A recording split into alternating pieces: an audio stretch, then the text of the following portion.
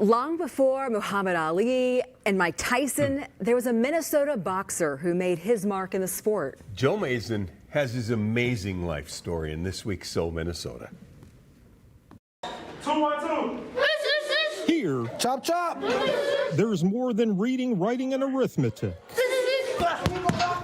Lucy Laney Community School in Minneapolis has its own boxing room. It was a way to capture a lot of kids from staying off the streets, get off the streets.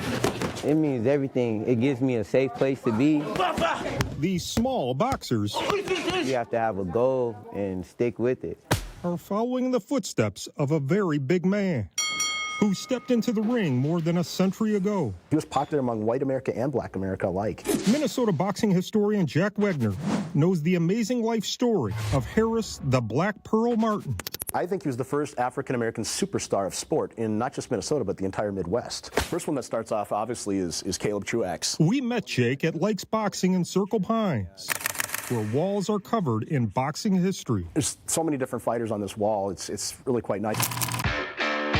While working as a waiter at a Minneapolis hotel, Martin's boxing talent was discovered by his boss. He was more or less having the bellhops and the waiters fight each other behind the bar after hours for the entertainment of basically of white American patrons that were there late night.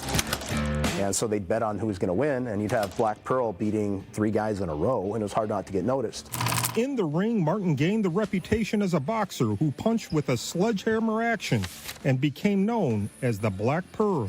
He became a very dangerous person in the ring by about mid-1886. As Martin's win total went up, so did his bank accounts. The average white male was making for an annual income around $400 a year in mid-1880s to late 1880s. He was making that, and sometimes in just one fight alone.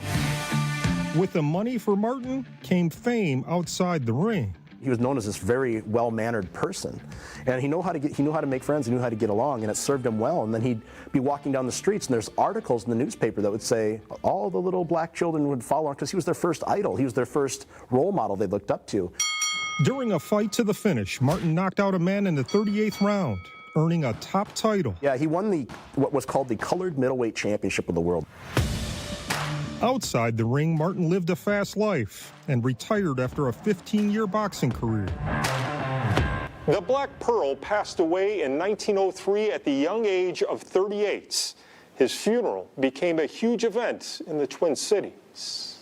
You sit and picture it, there's like 50 carriages that came from downtown St. Paul all the way right to this spot. He was buried at Forest Lawn Memorial Park in Maplewood. We proudly put his plaque up on the wall. It's pretty neat because it's basically his adopted family is the actual final resting place for him. Because Martin had no family, his Minnesota Boxing Hall of Fame plaque hangs in the cemetery office. Jake still cleans off Martin's grave. I really believe that the past is asking something of the present. And it's basically just saying, don't forget us. As long as you have a figure in life, a mentor that's going to make sure you're on the right path to success, that's when you want to come every day and make sure you show up. Okay. As the present now will later be past. Good job, y'all. And the first one now will later be last. For the times, they are a-changin'. The next generation should always remember those who walk before them in the ring of life. Joe Mason, 5 Eyewitness News.